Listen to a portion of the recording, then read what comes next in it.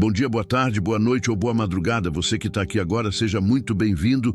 Comenta aí de onde você está acompanhando, porque o relato de hoje não é qualquer um. É daqueles que fazem a gente parar, refletir e perceber como a vida pode mudar em um piscar de olhos. A poeira vermelha grudava na bota enquanto eu caminhava pela varanda. 6 da manhã e o calor já pesava no ar, denso como chumbo derretido. O café esfriava na xícara de alumínio, intocado, como quase todo o café que eu preparava nos últimos 3 anos. 3 anos desde que enterrei meu filho sem nunca tê-lo segurado no colo. O casarão era grande demais para 2 pessoas. Eu e Berenice vivíamos como sombras em corredores opostos, cruzando olhares apenas nas refeições silenciosas. Ela tinha mudado depois que perdemos o menino. Ou talvez eu é que nunca tinha percebido quem ela realmente era. A fazenda prosperava. 2.000 hectares de pasto limpo, gado Nelore de primeira, equipamentos modernos. O dinheiro entrava fácil, mas não preenchia nada. Eu acordava antes do sol, revisava o gado, conversava com os peões, voltava quando escurecia. A rotina era meu único consolo, a única coisa que fazia sentido quando mais nada fazia. Berenice passou pela varanda naquela manhã, o vestido engomado farfalhando contra as pernas magras. Ela mal olhou para mim. "Vou à cidade", disse, ajeitando o colar de pérolas. "Tem reunião no clube", não respondi. Ela não esperava a resposta. Vi quando a caminhonete dela levantou poeira na estrada. Só então consegui respirar direito. A casa ficava mais leve quando ela saía, menos sufocante. Berenice tinha o dom de fazer qualquer ambiente parecer menor, mais apertado, como se sugasse o ar ao redor. Terminei o café frio de um gole só e fui para o curral. O sol subia devagar sobre o eucaliptal, cortando o céu em fatias de luz alaranjada. As cigarras começavam seu coro ensurdecedor. Zé Antônio, meu capataz há 15 anos, já estava separando o gado para vermifugação. "Bom dia, patrão", cumprimentou tirando o chapéu de couro. "Bom dia, Zé. Trabalhamos em silêncio a manhã toda. Eu gostava assim, sem palavras desnecessárias, sem perguntas sobre como eu estava ou se precisava de alguma coisa." Zé Antônio entendia o silêncio. Ele tinha perdido a esposa anos atrás e sabia que tem ferida que não cicatriza com conversa. Ao meio-dia, sentamos à sombra de uma aroeira centenária. Ele dividiu a marmita comigo. Arroz, feijão tropeiro, linguiça frita, comida simples, honesta. "Patrão, tem uma porteira lá nos fundos que está precisando de reparo", disse Zé, mastigando devagar. "A da ponte de madeira, perto do córrego. Pode mandar o Toninho arrumar." Toninho foi para a cidade levar a mãe no médico. Só volta amanhã. Suspirei. A cerca dos fundos fazia divisa com a propriedade do coronel Augusto Medeiros, um sujeito que eu evitava desde que me mudei para a região. Homem violento, arrogante, dono de metade das terras da cidade vizinha. Dizia-se que ele tinha milícia particular, que resolvia problemas à moda antiga. "Eu mesmo vou lá depois", falei. "Preciso revisar o gado daquele pasto mesmo." Zé Antônio franziu o senho. "Patrão, tem andado gente estranha por essas bandas, capanga do Medeiros. Acho melhor não ir sozinho. Tô na minha terra, Zé. Não vou me esconder de capanga." Ele não insistiu, mas vi a preocupação nos olhos dele. Voltei para a sede na hora do almoço. Berenice ainda não tinha chegado. Dona Eudóxia, a cozinheira, serviu galinha caipira com quiabo, mas eu mal toquei no prato. Tinha um peso no peito que não me deixava comer direito. "O senhor precisa se alimentar", disse Eudóxia, a voz macia carregada de preocupação maternal. "Tá cada dia mais magro." Não tô com fome, Doxa." Ela balançou a cabeça, mas não insistiu. Eudóxia estava na família desde que eu era criança. Conhecia meu silêncio melhor que ninguém. À tarde, selei o cavalo e segui para os fundos da propriedade. O sol já começava sua descida lenta, tingindo o céu de tons rosados e alaranjados. O calor dava uma trégua e a brisa carregava o cheiro de capim seco e eucalipto. A fazenda era bonita naquela hora do dia. Às vezes eu conseguia esquecer a solidão por alguns minutos, concentrado apenas na beleza simples da terra, no movimento do gado, no canto dos pássaros voltando para os ninhos. Mas a solidão sempre voltava. 3 anos atrás, quando Berenice perdeu o bebê no 7º mês, alguma coisa morreu junto com aquele menino. Não só ele, nós dois também. Ou talvez a gente nunca tenha existido de verdade, e a gravidez era só uma ilusão de união. Depois do enterro, Berenice começou a mudar. Ficou dura, fria. Passou a frequentar a cidade com mais frequência, voltando tarde, cheirando a perfume caro e indiferença. E começou a humilhar os outros. Primeiro foram os empregados, depois os comerciantes, os vizinhos, qualquer um que ela considerasse inferior. Era como se precisasse diminuir os outros para se sentir inteira novamente. Eu não a reconhecia mais. O cavalo seguia pelo caminho batido, as ferraduras ecoando no chão seco. Pensei em vender a fazenda às vezes, recomeçar em outro lugar. Mas para quê? A dor viajava junto, não importava o destino. O eucaliptal ficava cada vez mais denso à medida que eu me aproximava da divisa. As sombras alongavam-se no chão e o silêncio ficava mais profundo. Apenas o barulho ritmado das patas do cavalo e o farfalhar das folhas secas. Foi quando cheguei à curva da ponte de madeira. A porteira lateral estava escancarada, balançando levemente ao vento. Estranhei. Zé Antônio sempre garantia que tudo ficasse trancado. Guiei o cavalo para mais perto. Então vi. Meu coração parou. Encostada num mourão de aroeira, havia uma jovem amarrada em forma de cruz. Arame farpado cortava os pulsos e tornozelos, prendendo-a contra a madeira áspera. O rosto estava inchado, coberto de hematomas roxos e amarelados. Um dos olhos mal abria. O vestido rasgado revelava mais marcas, mais violência. Os pés descalços mal tocavam o chão e o corpo pendia para frente, sustentado apenas pelos arames que rasgavam a carne. Ela estava consciente. Os olhos, um verde acinzentado profundo, se viraram na minha direção. Não havia lágrimas, apenas um pedido silencioso, desesperado. Socorro. O mundo girou. Por um segundo, achei que fosse desmaiar. O sangue martelava nas têmporas. Os ouvidos zuniam. Desci do cavalo num salto, as pernas bambas, o coração disparado.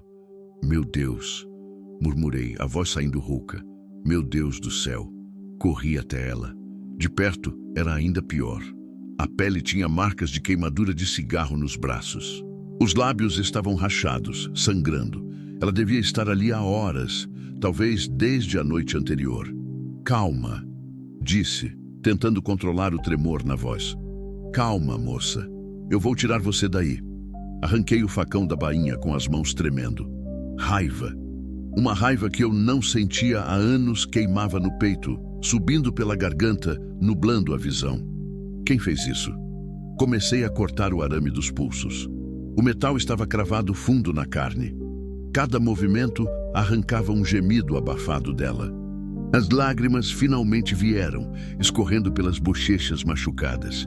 Desculpa, sussurrei. Desculpa, mas preciso tirar isso. O primeiro arame cedeu. O braço direito dela caiu, inerte.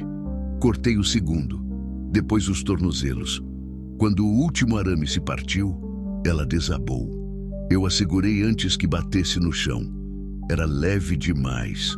Ossos e pele, quase nada. O corpo tremia violentamente nos meus braços, frio apesar do calor da tarde. Tirei o paletó e a envolvi, segurando-a contra o peito. Você está segura agora, murmurei. Eu não vou deixar nada de ruim acontecer com você. Ela tentou falar, mas só saiu um gemido fraco.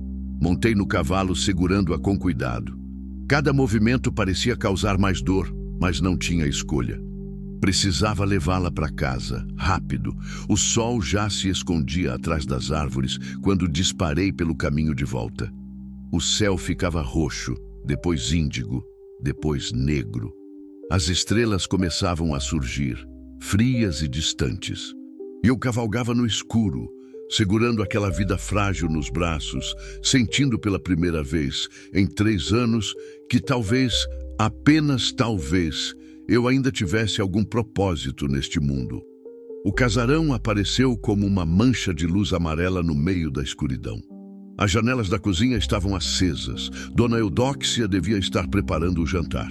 Puxei as rédeas perto da varanda dos fundos e gritei: "Doxa! Doxa! Vem aqui!" A porta se abriu num estalo.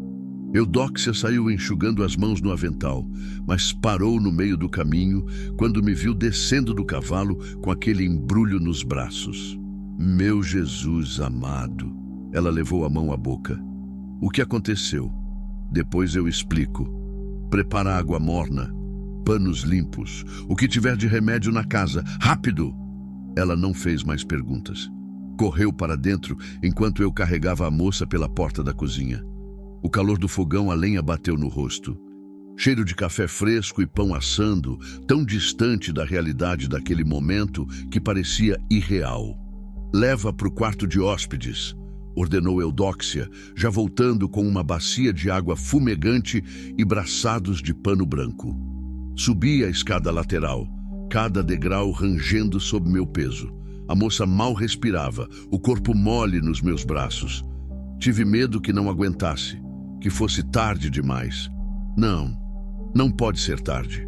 O quarto de hóspedes ficava no fim do corredor, longe do quarto que eu dividia com Berenice. Coloquei a moça com cuidado na cama, sobre o lençol limpo que cheirava a alfazema. Eudóxia entrou logo atrás, as mãos já em movimento. "Sai, patrão", disse ela firme. "Isso é coisa de mulher. Preciso chamar o médico. O doutor Armindo mora a 15 quilômetros daqui. Nessa hora da noite ele não vem, vai ter que esperar o amanhecer." "Então vou buscar ele." Eudóxia me segurou pelo braço, a força surpreendente para uma mulher de 60 e poucos anos. "O senhor vai fazer nada disso. Já está escuro, a estrada é perigosa e eu preciso do senhor aqui. Vai buscar mais água limpa, mais pano, a caixa de remédio que fica no armário da despensa. Depois acende fogo na lareira da sala. A menina está gelada." Obedeci. Passei a hora seguinte subindo e descendo escada, carregando água, madeira, remédios. Eudóxia não saía do quarto. Ouvi gemidos abafados, murmúrios de oração, o som de água sendo espremida dos panos. Acendi fogo na lareira da sala. As chamas subiram, crepitando, lançando sombras dançantes nas paredes. Sentei na poltrona de couro e enterrei o rosto nas mãos. Aquela imagem não saía da cabeça. A moça amarrada, o arame cortando a carne, os hematomas, as queimaduras. Quem faz uma coisa dessas? E por quê? A raiva voltou, queimando na garganta. Raiva de quem tinha feito aquilo. Raiva de mim mesmo por não ter chegado antes. Raiva do mundo que permitia que essas coisas acontecessem. Ouvi passos na escada. Eudóxia desceu devagar, o rosto cansado, mas sereno. Tinha aquela expressão de quem já viu de tudo na vida e nada mais a surpreende. "Como ela tá?" perguntei, levantando num pulo. "Viva, graças a Deus." Eudóxia sentou pesadamente na cadeira ao lado. Mas foi espancada com força. Tem costelas quebradas, eu acho. Os pulsos e tornozelos estão muito machucados por causa do arame. Limpei os ferimentos, passei pomada, enfaixei o que deu. Mas ela precisa de médico, patrão. Precisa mesmo. Vou buscar o doutor Armindo antes do sol nascer. E tem outra coisa. Eudóxia baixou a voz, embora não houvesse mais ninguém na casa. A menina tá grávida. O chão sumiu debaixo dos meus pés. O quê? Uns 3, 4 meses, não mais que isso. A barriga ainda não tá grande, mas dá para ver. Deixei-me cair de volta na poltrona. Grávida. Uma mulher grávida, espancada, amarrada como animal, deixada para morrer. Ela falou alguma coisa? Nada. Tá muito fraca. Mal consegue manter os olhos abertos. Passamos a mão no rosto, sentindo a barba por fazer arranhar a palma. O cansaço pesava nos ombros, mas sabia que não conseguiria dormir. A dona Berenice chegou? Perguntou Eudóxia. Não. Ela sabe de alguma coisa? Não. E não queria que soubesse. Pelo menos não ainda.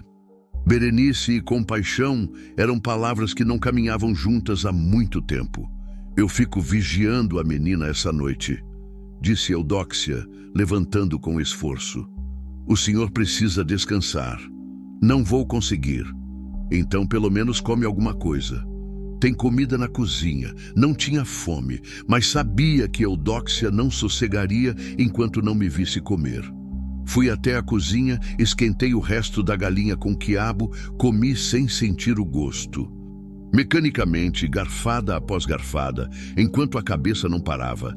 Estava lavando o prato quando ouvi o ronco do motor. Faróis cortaram a escuridão lá fora. Berenice. A caminhonete parou em frente ao casarão. Ouvi a porta bater, o salto alto batendo no chão de tábua da varanda.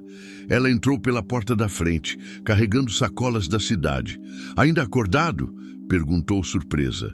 Nunca me esperava acordado. Tinha coisa para resolver na fazenda. Ela jogou as sacolas no sofá da sala e foi direto para o bar. Serviu-se de vinho branco, um cálice cheio até a borda. Dia cansativo, disse, mas para si mesma que para mim. Aquela gente do clube é tão provinciana. Não sabe se vestir, não sabe conversar. A mulher do delegado apareceu com um vestido horroroso. Parecia uma empregada. Tive que dizer para ela que não era apropriado para o ambiente. Você devia ter visto a cara que ela fez. Não respondi. Berenice tomou um longo gole do vinho. Você não vai perguntar como foi meu dia? Como foi seu dia? Perguntei sem emoção. Ela me olhou, os olhos estreitados. Estava procurando briga, como sempre. Mas eu não tinha energia para isso. Estranho, disse ela, circulando a sala. Tem cheiro de remédio na casa. Doxa estava limpando o armário da despensa. Berenice subiu a escada para o quarto. Prendi a respiração, esperando que ela não fosse até o fim do corredor. Não abrisse a porta do quarto de hóspedes. Mas ela entrou direto no nosso quarto e fechou a porta. Esperei mais alguns minutos. Silêncio. Ela devia estar se preparando para dormir. Subi as escadas devagar, evitando os degraus que rangiam. Passei pelo nosso quarto sem fazer barulho e fui até o fim do corredor. A porta do quarto de hóspedes estava entreaberta. Entrei. Eudóxia estava sentada numa cadeira ao lado da cama, as mãos entrelaçadas sobre o colo, os olhos fechados em oração silenciosa. A moça estava coberta até o pescoço com o cobertor grosso, o rosto virado para o lado. Respirava, mas o som era fraco, irregular. Pode ir descansar, Doxa, sussurrei. Eu fico aqui. Patrão, o senhor... Eu fico. Ela hesitou, mas acabou concordando. Levantou-se com esforço, as juntas estalando. Qualquer coisa me chama, disse, tocando meu ombro antes de sair. Fiquei sozinho com a moça. Puxei a cadeira para mais perto da cama e sentei. A luz fraca do lampião a querosene iluminava metade do rosto dela. Mesmo machucado, inchado, era possível ver que ela era jovem. 20 e poucos anos, talvez menos. Cabelos castanhos embaraçados espalhados no travesseiro. Traços delicados sob os hematomas. Quem era ela? De onde tinha vindo? Por que alguém tinha feito aquilo com ela? As perguntas giravam na cabeça sem resposta. Olhei para as próprias mãos. Mãos grandes, calejadas, manchadas de terra e trabalho. Mãos que tinham segurado arames farpados há poucas horas, cortando-os com fúria, libertando aquela vida. 3 anos atrás, quando Berenice perdeu nosso filho, eu tinha me sentido completamente inútil, impotente. Não consegui salvar meu próprio filho, não consegui salvar meu casamento, não consegui salvar nada. Mas hoje eu tinha salvo alguém. A moça se mexeu, gemendo baixinho. Inclinei-me para a frente. Ei, sussurrei. Você tá segura. Ninguém vai te machucar aqui. Ela abriu os olhos devagar. O olhar estava turvo, confuso, mas focou no meu rosto. Vi medo ali. Pânico. Calma, repeti, mantendo a voz baixa e suave. Eu sou o homem que te encontrou na estrada. Você tá na minha casa. Tá segura. Os olhos dela encheram de lágrimas. A boca se mexeu, tentando formar palavras. Não precisa falar agora, disse. Você precisa descansar. Mas ela insistiu. A voz saiu num fio, rouca, quase inaudível. Meu bebê. O coração apertou. Seu bebê tá bem, menti, porque não sabia se era verdade, mas precisava dar alguma esperança a ela. Você só precisa descansar. De manhã vou buscar o médico.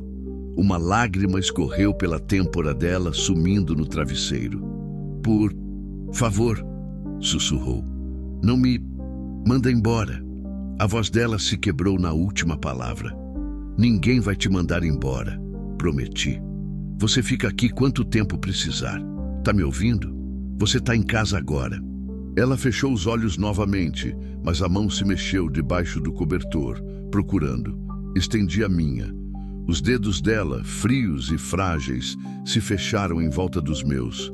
E ali ficamos. Eu segurando a mão de uma desconhecida espancada, grávida, à beira da morte. E pela primeira vez em 3 anos, senti que talvez ainda houvesse alguma razão para eu estar vivo. A noite se arrastou. A cada hora que passava, o silêncio ficava mais denso, mais pesado. Eu não soltava a mão dela.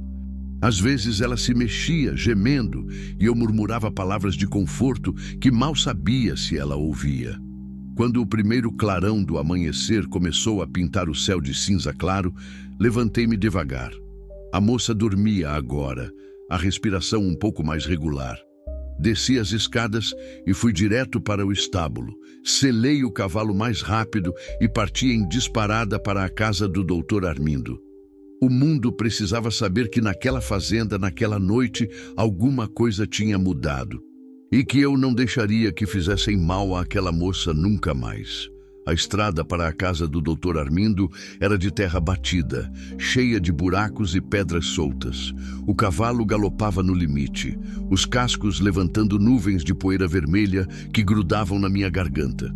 O sol nascia devagar, tingindo o céu de laranja e rosa, mas eu mal notava a beleza. Só pensava nela, na moça. Se ainda estaria viva quando eu voltasse. A casa do doutor ficava na entrada da cidade de Pedra Clara, uma construção simples de tijolos aparentes com uma placa de madeira pendurada na varanda. Dr. Armindo Furtado, clínico geral. Bati na porta com força. Dr. Armindo, doutor! Demorou alguns minutos. Ouvi passos arrastados lá dentro, uma tosse, o barulho de uma tranca sendo aberta. A porta se abriu revelando um homem de uns 60 anos, cabelos brancos despenteados, óculos tortos no rosto, vestindo pijama e roupão. Quem é? Perguntou ajeitando os óculos. Seu Marcelo. O que aconteceu? Preciso do senhor na fazenda. Urgente. Tá doente? Não sou eu. É uma moça. Encontrei ela espancada ontem à noite. Tá muito mal. O doutor Armindo ficou sério de repente. A sonolência sumiu dos olhos. Me dá 5 minutos. Ele voltou vestido, carregando a maleta preta de médico, que devia ter mais de 30 anos de uso. Subiu na garupa do cavalo e seguimos de volta. O sol já estava alto quando chegamos à fazenda. Eudóxia nos esperava na porta da cozinha, o rosto tenso. Ela passou a noite bem, patrão. Tá dormindo agora. Subimos direto para o quarto. O doutor Armindo entrou primeiro. Eu fiquei na porta. Ele se aproximou da cama, abriu a maleta, tirou o estetoscópio. Moça, disse ele, tocando o ombro dela suavemente. Sou médico, vim te examinar. Ela abriu os olhos devagar. Olhou para ele, depois para mim. Vi o medo voltar. Tá tudo bem, disse do batente da porta. É o doutor Armindo. Ele é de confiança. O médico trabalhou em silêncio por quase meia hora. Examinou os ferimentos, ouviu o coração, os pulmões, apalpou as costelas com cuidado. A moça gemia baixinho a cada toque, mas não reclamava. Eudóxia ficou ao lado, segurando a mão dela. Finalmente, o Dr. Armindo guardou os instrumentos e veio até mim. Saímos para o corredor. Como ela tá? Perguntei. Ele tirou os óculos e limpou com o roupão, pensativo. Ela foi muito espancada. Tem 3 costelas quebradas, cortes profundos nos pulsos e tornozelos, hematomas por todo o corpo, sinais de queimaduras de cigarro. Quem fez isso queria que ela sofresse. A raiva voltou, queimando. E o bebê ainda está vivo. É um milagre, considerando o que ela passou. Mas ela precisa de repouso absoluto, alimentação adequada, cuidados constantes. Qualquer esforço pode fazer ela perder a criança. Ela vai ficar aqui. Vou cuidar dela. O doutor Armindo me olhou por cima dos óculos. Seu Marcelo, eu preciso perguntar. Quem é essa moça? De onde ela veio? Não sei. Encontrei ela amarrada num mourão na divisa da minha propriedade. Alguém deixou ela lá para morrer. Amarrada? Ele franziu o senho. Como? Em forma de cruz, com arame farpado. O médico ficou pálido. Meu Deus do céu, isso é tortura. Precisa avisar a polícia. Não. Como não?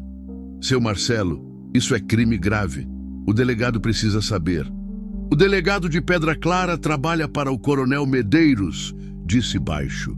Se eu avisar a polícia, quem fez isso com ela vai saber que ela está viva e vão vir atrás. O doutor Armindo abriu a boca para protestar, mas fechou de novo. Ele conhecia a cidade tão bem quanto eu. Sabia como as coisas funcionavam por aqui. Então, o que vai fazer? Vou protegê-la, respondi simples. Até ela se recuperar e poder me contar o que aconteceu. Depois a gente decide. Ele suspirou, guardando os óculos no bolso. Você está se metendo em encrenca, Marcelo. Se foi o Coronel Medeiros que fez isso, foi na divisa da minha terra com a dele. Quem mais seria? Exatamente por isso. O coronel não vai gostar de saber que você interferiu. Não me importo. E era verdade. Pela primeira vez em 3 anos, alguma coisa importava mais que minha própria segurança. Mais que a fazenda. Mais que qualquer coisa. O doutor Armindo me estudou em silêncio. Depois, assentiu devagar. Tá bem, vou voltar amanhã para ver como ela tá. Enquanto isso, mantenha ela aquecida, dê caldos leves, água, nada sólido ainda. E esses remédios? Tirou 3 frascos da maleta. Um é para dor, outro para infecção. O terceiro para ajudar na cicatrização. Eudóxia sabe como usar. Obrigado, doutor. E Marcelo? Ele tocou meu braço. Tome cuidado. O Coronel Medeiros não perdoa quem se mete no caminho dele. Depois que o médico foi embora, voltei para o quarto. Eudóxia estava dando colheradas de caldo de galinha para a moça, que aceitava com dificuldade. Cada gole parecia doer.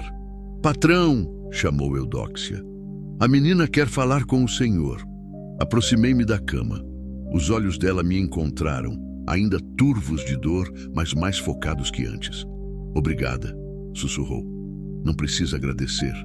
Preciso contar o que aconteceu. Não agora. Você precisa descansar. Não. Ela tentou se sentar, mas gemeu e desistiu. Precisa saber. Antes que eles venham, um calafrio desceu pela espinha. Quem vai vir? Ela respirou fundo, reunindo forças. Os capangas do Coronel Augusto Medeiros. Então era ele mesmo. Por que ele fez isso com você? As lágrimas voltaram a escorrer.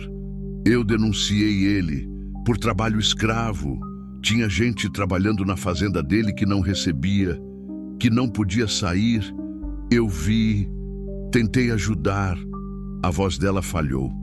Eudóxia ofereceu mais caldo, mas ela recusou com um gesto fraco. E ele descobriu que foi você? Perguntei. Ela assentiu. Meu tio trabalha para ele. Meu tio me entregou. O coronel queria que eu casasse com o filho dele.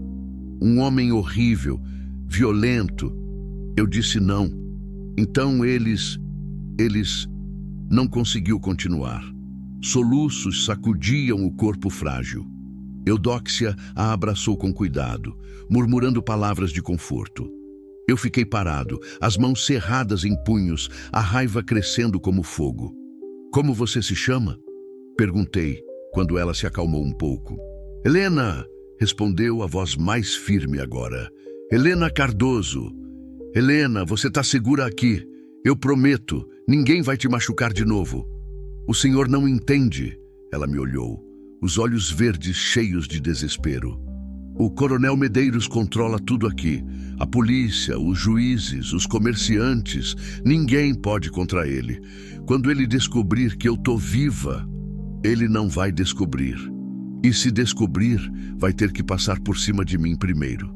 Helena me estudou por um longo momento.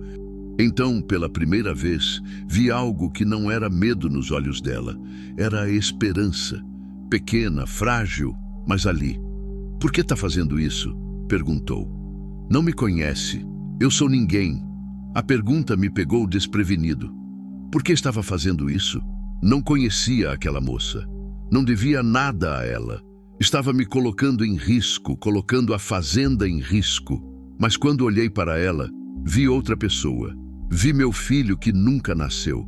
Vi todas as vezes que não consegui proteger ninguém. Vi 3 anos de vazio e inutilidade. E vi uma chance. Talvez a última chance de fazer alguma coisa que importasse. Porque é o certo, respondi, simples. Foi quando ouvi passos no corredor. Passos de salto alto. Berenice. A porta se abriu antes que eu pudesse fazer qualquer coisa. Minha esposa parou no batente, os olhos escaneando a cena. Eudóxia, a moça na cama. O que está acontecendo aqui? Perguntou a voz fria. Respirei fundo. Berenice, eu preciso te explicar. Mas ela já tinha visto Helena. Visto os hematomas, os curativos, o estado dela. E o que vi no rosto de Berenice não foi compaixão, foi desdém. Quem é essa pessoa? Perguntou, pronunciando a última palavra como se fosse veneno. Uma moça que precisa de ajuda e trouxe para dentro da minha casa, sem me consultar. Nossa casa. E sim, trouxe. Ela foi espancada e deixada para morrer. Não ia abandonar ela. Berenice cruzou os braços, o colar de pérolas brilhando sob a luz da manhã que entrava pela janela. Olha o estado dela. Provavelmente se meteu em confusão, deve ser envolvida com gente errada e está grávida pelo que vejo. Sabe de quem é a criança? Berenice! A voz saiu mais alta que eu pretendia. Não grite comigo, Marcelo. Ela permaneceu calma, mas os olhos eram duros como pedra. Você trouxe uma estranha para nossa casa. Eu tenho o direito de saber quem ela é e o que fez para merecer esse tratamento. Helena tinha voltado o rosto para a parede, os ombros tremendo. Ela não fez nada para merecer isso, disse, controlando a raiva. Ninguém merece ser tratado assim. Ah, claro, o grande salvador. O sarcasmo escorria da voz de Berenice. Sempre pronto para recolher os coitadinhos do mundo. E onde isso te levou, Marcelo? Onde nos levou? O golpe acertou em cheio. Ela sabia exatamente onde mirar. Isso não tem nada a ver com o que aconteceu com a gente. Tem tudo a ver. Você fica se martirizando, procurando formas de se redimir de uma culpa que só existe na sua cabeça. Mas não vai funcionar. Trazer essa moça aqui não vai trazer nosso filho de volta. O silêncio que se seguiu era ensurdecedor. Eudóxia tinha baixado a cabeça. Helena chorava silenciosamente. E eu não conseguia formar palavras. Berenice deu meia volta. Faça o que quiser, disse sem olhar para trás. Mas essa pessoa não põe os pés no resto da casa. Fica aqui nesse quarto, não quero meus amigos vendo isso. E saiu, batendo a porta. Ficamos em silêncio. Então Helena disse, tão baixo que mal ouvi. Eu vou embora, não quero causar problema. Você não vai a lugar nenhum, disse, firme. Berenice está errada, você fica, e isso não é negociável. Olhei para Eudóxia. Ela assentiu, uma pequena aprovação nos olhos cansados. Naquele momento, tomei uma decisão. Helena ficaria. Eu a protegeria. Mesmo que isso custasse meu casamento. Mesmo que custasse tudo. Porque pela primeira vez em 3 anos, eu tinha um propósito que não era só existir. Era viver por alguma coisa que importava. Os dias seguintes passaram numa rotina tensa. Helena melhorava devagar, muito devagar. O doutor Armindo vinha toda manhã, trocava os curativos, checava o bebê. Sempre saía balançando a cabeça, meio admirado, meio preocupado. "É forte essa menina", disse no 3º dia.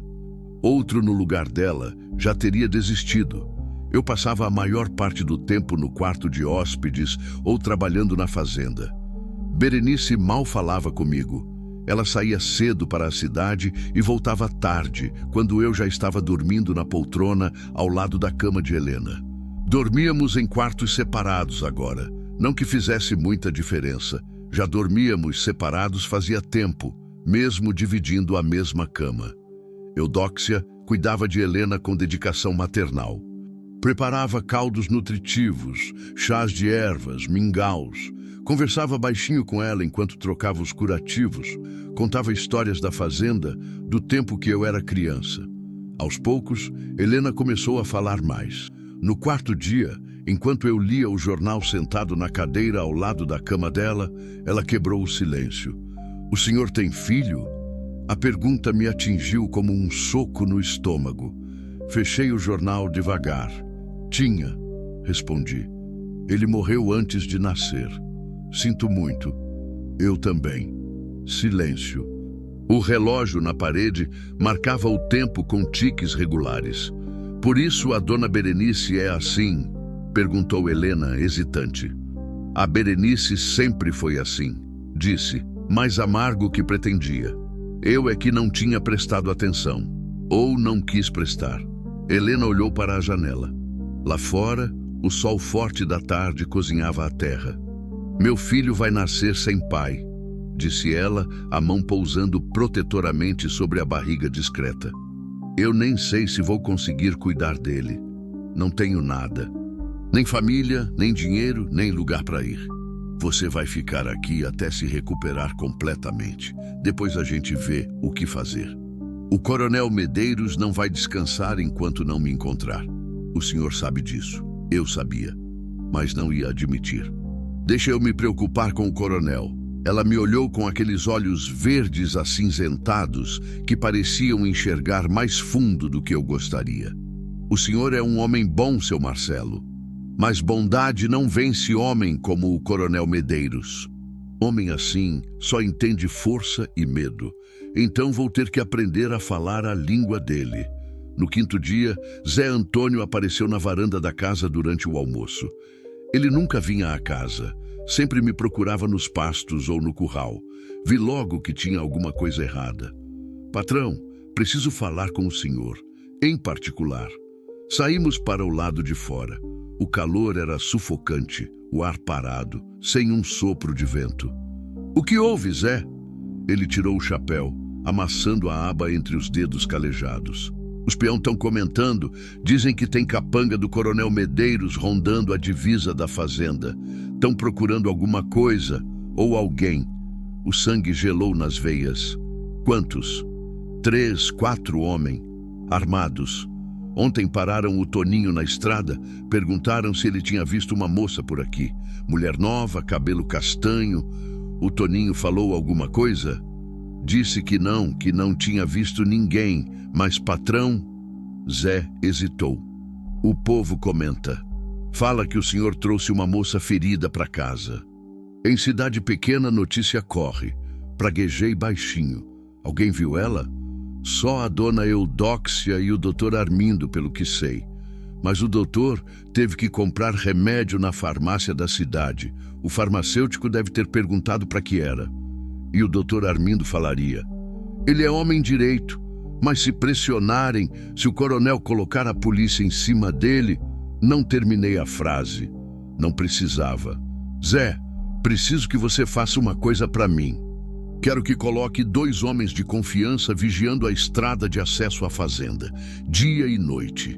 Se aparecer alguém estranho, quero saber na hora. Pode deixar, patrão. Mas posso perguntar uma coisa? Fala. Essa moça, ela é importante para o senhor? A pergunta me pegou despreparado. Importante? Eu mal conhecia a Helena. 5 dias atrás, nem sabia que ela existia. Mas quando pensei em alguém levando ela de volta, em entregá-la aos homens que tinham feito aquilo... respondi. É importante. Zé Antônio assentiu, satisfeito com a resposta. Então, o senhor pode contar comigo. E com os peão também. Ninguém aqui gosta do Coronel Medeiros. Se precisar de ajuda, é só chamar. Depois que ele foi embora, fiquei na varanda olhando para a estrada. O eucaliptal se estendia até onde a vista alcançava, as árvores altas criando uma barreira verde entre a fazenda e o resto do mundo. Mas sabia que não seria barreira suficiente. Voltei para dentro.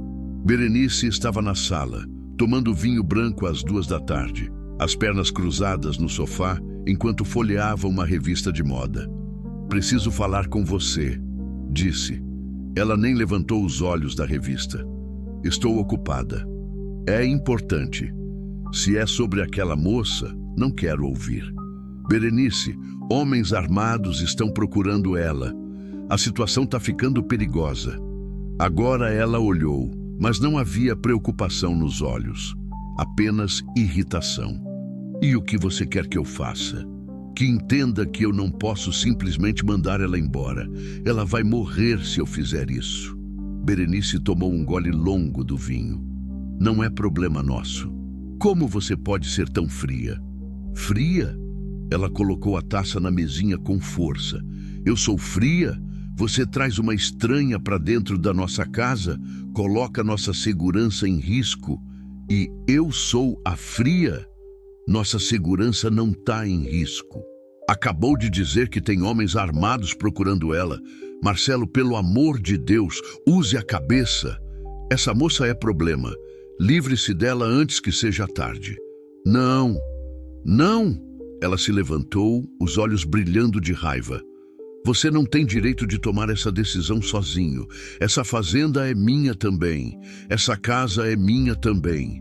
E a decisão é minha. Helena fica. Berenice me olhou como se estivesse vendo um estranho. Você mudou, disse, a voz mais baixa agora, quase surpresa. Desde que trouxe ela para cá, você mudou. Talvez eu tenha voltado a ser quem eu era, antes de tudo. Ela entendeu o que eu quis dizer. Antes de perdermos o filho, antes do casamento virar uma prisão de silêncios e ressentimentos. Você sabe o que vai acontecer se continuar com isso? Perguntou Berenice. Vai perder tudo. A fazenda, o respeito das pessoas, sua segurança, tudo. Já perdi tudo que importava, respondi. Agora tenho uma chance de ganhar alguma coisa de volta. Não a coisa que perdi, mas alguma coisa. Propósito, sentido. Sentido? Ela riu, um som amargo. Você vai encontrar sentido protegendo uma grávida que você nem conhece? Marcelo, você não está salvando ela. Está tentando salvar a si mesmo. E não vai funcionar. Talvez ela estivesse certa, talvez eu realmente estivesse tentando me salvar através de Helena. Mas e daí? Qual era o problema nisso? Eu vou protegê-la, disse, com ou sem seu apoio. Berenice pegou a taça de vinho e a revista. Então você vai fazer isso sozinho, e subiu as escadas, deixando-me na sala vazia. Naquela noite, aconteceu. Eu estava no quarto com Helena quando ouvi o grito de Eudóxia lá embaixo. Patrão! Patrão! Vem rápido! Desci as escadas correndo. Eudóxia estava na porta da cozinha, apontando para fora. Tem fogo nos pastos, lá nos fundos! Corri para a varanda. No horizonte, contra o céu negro da noite, via-se um brilho alaranjado crescendo. Fumaça subia em colunas grossas. Meu Deus! Murmurei. Zé Antônio chegou correndo do curral, o rosto sujo de fuligem. Patrão, é incêndio. Alguém tocou fogo no pasto dos fundos. O vento está espalhando. Junta os homens. Pega todos os baldes, todas as mangueiras. Vamos ter que fazer linha de contenção. Virei-me para Eudóxia. Tranca todas as portas. Não deixa ninguém entrar. Fica com a Helena e com a Berenice. Se alguém vier aqui que você não conhece, grita. Vai ter cuidado, patrão. Corri para o curral. Os peões já estavam acordando, assustados com o clarão. Organizamos rapidamente. Alguns foram buscar água do açude, outros pegaram pás para fazer aceiros. O fogo se alastrava rápido demais. Dava para ouvir o crepitar das chamas, sentir o calor mesmo à distância. Trabalhamos a noite toda, cavando, jogando água, abafando focos. O suor escorria, misturado com fuligem e cinza. Os olhos ardiam, a garganta queimava de tanta fumaça. Quando o sol começou a nascer, finalmente conseguimos controlar o incêndio. Mas o estrago estava feito. 3 hectares de pasto destruídos, cercas queimadas, alguns animais feridos. E pior, eu sabia que não tinha sido acidente. Zé Antônio veio até mim, o rosto negro de fuligem. Patrão, encontramos isso perto de onde o fogo começou. Ele me mostrou uma lata de querosene vazia. Foi proposital, disse ele. Alguém veio aqui e tocou fogo de propósito. Olhei para a lata, depois para os pastos destruídos. Mensagem recebida, Coronel Medeiros. Mas se ele achava que isso ia me fazer desistir, estava muito enganado. Voltei para a casa quando o sol já estava alto. Berenice me esperava na varanda, os braços cruzados. Foi o coronel? Perguntou. Acho que sim. E ainda acha que vale a pena proteger ela? Olhei para minha esposa, para a mulher com quem tinha me casado há 8 anos, dividido uma vida, sonhado sonhos que nunca se realizaram. E percebi que não a amava mais. Talvez nunca tivesse amado de verdade. Vale, respondi. Berenice assentiu devagar, como se já soubesse a resposta. Então prepare-se, Marcelo, porque isso é só o começo. O coronel Medeiros não vai parar até conseguir o que quer. Ela tinha razão. Mas eu também não ia parar. A guerra tinha começado. Os dias seguintes foram de vigília constante. Zé Antônio organizou turnos de guarda, os peões revezavam armados com espingardas velhas e facões. Ninguém dormia direito. O cheiro de fumaça ainda impregnava tudo, lembrança constante do recado que o coronel Medeiros tinha mandado. Helena melhorava aos poucos. Já conseguia sentar na cama sem gemer de dor. Os hematomas no rosto mudavam de roxo para amarelo esverdeado. Mas o medo continuava nos olhos dela sempre que ouvia um barulho estranho. Ele não vai desistir, disse ela numa tarde, enquanto eu trocava o curativo do pulso. O coronel Medeiros nunca desiste. Quando ele quer alguma coisa, ele pega. Não importa quantas pessoas tenha que destruir no caminho. Então, pela primeira vez na vida dele, vai ter que aceitar um não. Ela sorriu fraco, mas não havia humor ali. O senhor não o conhece como eu conheço. Eu cresci ouvindo histórias sobre ele, sobre as coisas que fez, gente que sumiu, que apareceu morta em estradas, que perdeu tudo da noite para o dia. Ele é o diabo, seu Marcelo. Todo diabo tem fraqueza. A dele é o orgulho. E o senhor feriu esse orgulho. Ao me salvar, ao me esconder, ao não se curvar, isso ele não perdoa. Terminei de amarrar o curativo e sentei na cadeira ao lado da cama. Me conta sobre você, pedi. Sua família, sua vida. Como você acabou se metendo contra o coronel? Helena olhou para a janela. Lá fora, o sol da tarde dourava os eucaliptos. Não tenho muito para contar, começou, a voz baixa. Nasci aqui perto, num povoado chamado Santa Rita. Meu pai morreu quando eu tinha 5 anos, picada de cobra. Minha mãe criou eu e minha irmã sozinha, costurando para fora. A gente era pobre, mas era feliz, sabe? Tinha amor. Ela parou, engolindo com dificuldade. Minha mãe morreu há 2 anos. Câncer. Ficou só eu e minha irmã, a Júlia. Júlia era mais nova, mais inocente. Acreditava em todo mundo. Via o bem em tudo. Eu sempre fui mais desconfiada. Onde sua irmã está agora? O silêncio que se seguiu foi pesado. Morta, sussurrou Helena. Faz 6 meses. Meu coração apertou. Como? Ela arrumou trabalho na fazenda do Coronel Medeiros.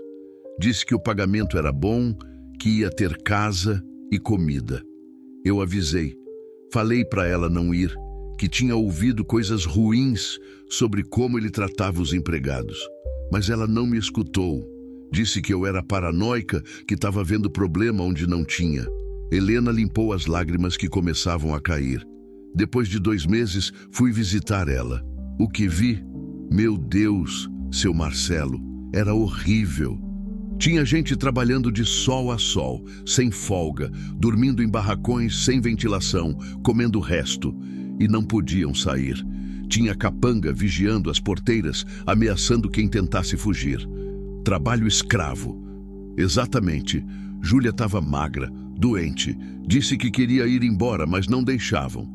Disse que deviam para o armazém da fazenda, que não podiam sair até pagar a dívida. Mas a dívida só crescia, nunca diminuía. A voz dela tremeu. Eu tentei tirar ela de lá. Voltei à noite, pulei a cerca, ajudei ela a fugir. A gente correu pela estrada no escuro. Quase conseguimos. Mas os capangas vieram atrás. Ela fechou os olhos, o rosto contorcido de dor. Pegaram a gente perto da ponte. Seguraram a Júlia. Eu gritei, briguei, mas não consegui soltar ela. Eles bateram nela na minha frente, bateram até ela parar de se mexer. Depois jogaram o corpo no rio. Helena, não sabia o que dizer. Eu fugi, não sei como, mas consegui fugir. Fui para a cidade, procurei a polícia. O delegado me ouviu, anotou tudo, prometeu investigar, mas nada aconteceu. Nada. Semana depois, ele disse que investigou e que não tinha provas, que minha irmã tinha fugido voluntariamente e provavelmente estava viva em algum lugar. A raiva crescia conforme ela falava.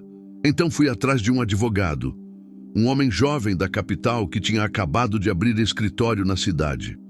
Ele ficou horrorizado com a história.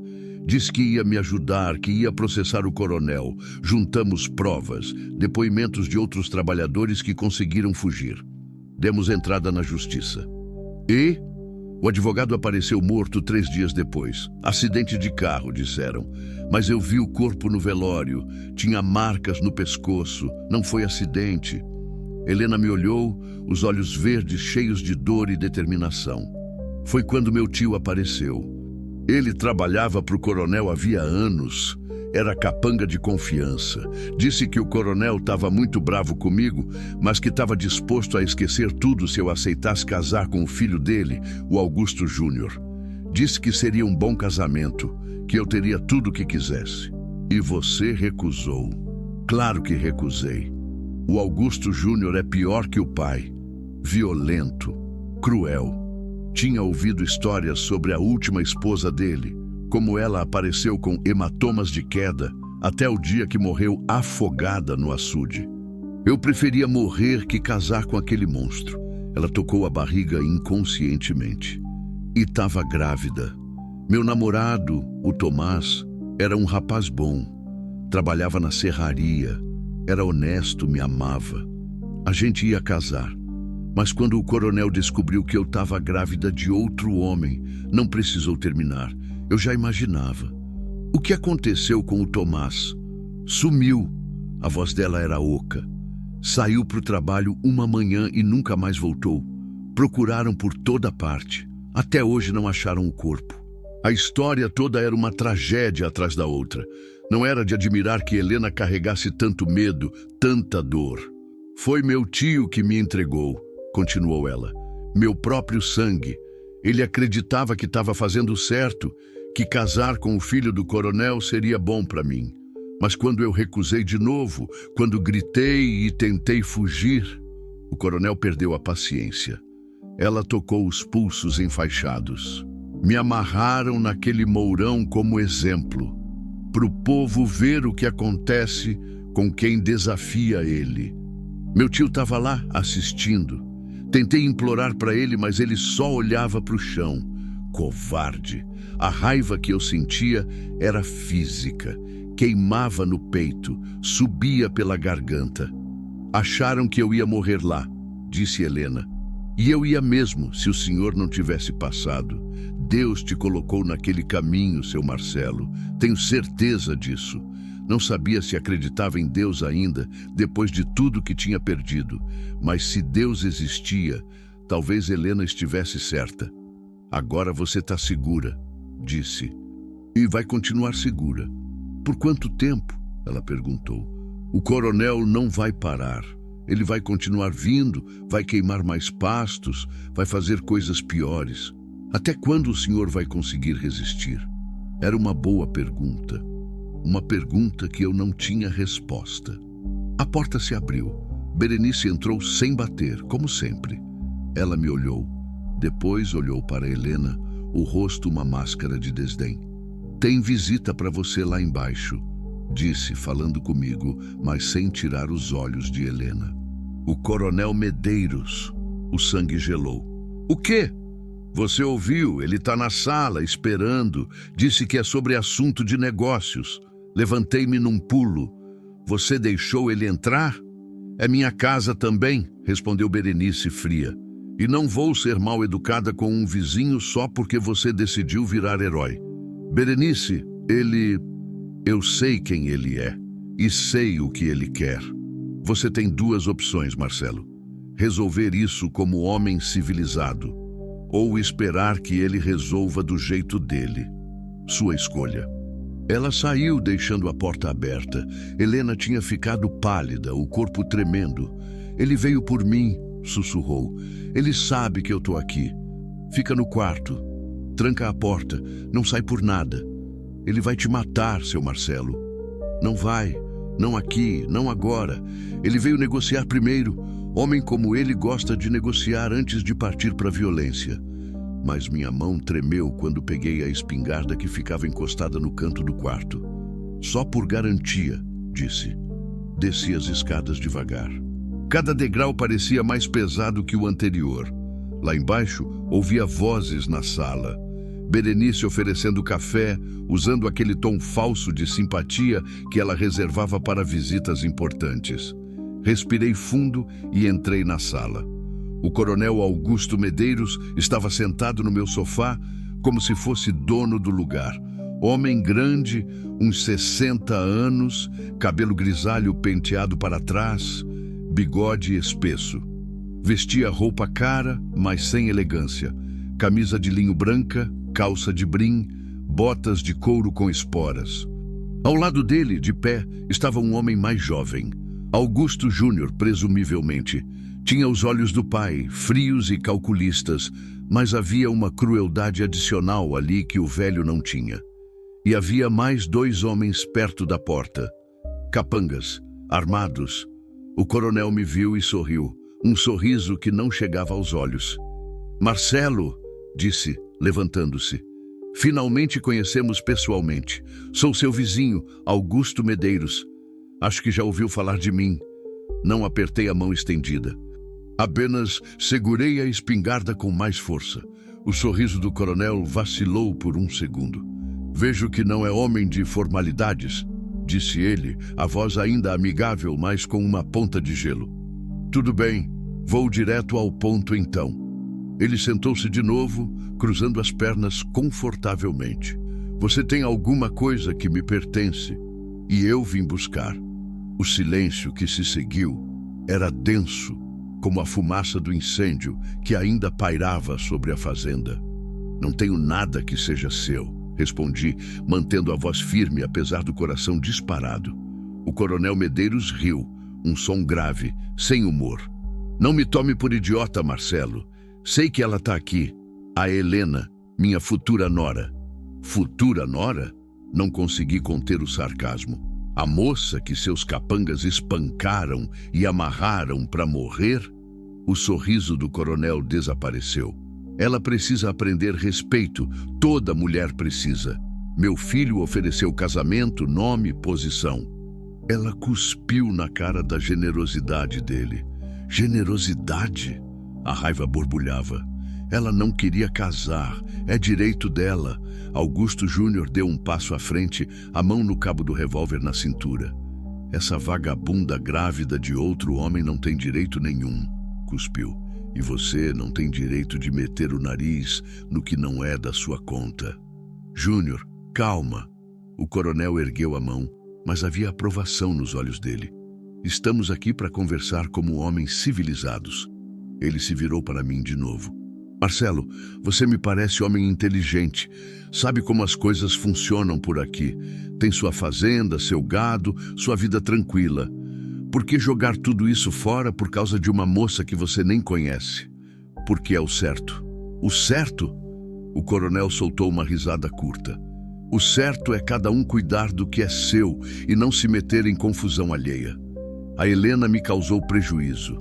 Fez acusações falsas, tentou manchar meu nome, roubou trabalhadores da minha propriedade. Ela tem dívidas comigo que precisam ser pagas. Dívidas. A única dívida aqui é a que você tem com a justiça. Trabalho escravo, assassinato. Cuidado com as palavras, rapaz. A voz do coronel ficou perigosa. Acusações sérias exigem provas. E provas... Bem, provas têm o hábito de desaparecer por essas bandas. Era uma ameaça clara. Berenice entrou na sala naquele momento, carregando a bandeja de café. Ela servia o coronel com mãos firmes, sorrindo. Açúcar, coronel. 2, por favor, dona Berenice. Ela serviu, depois ficou parada ao lado do sofá. Não saiu. Estava assistindo, como se fosse um espetáculo interessante.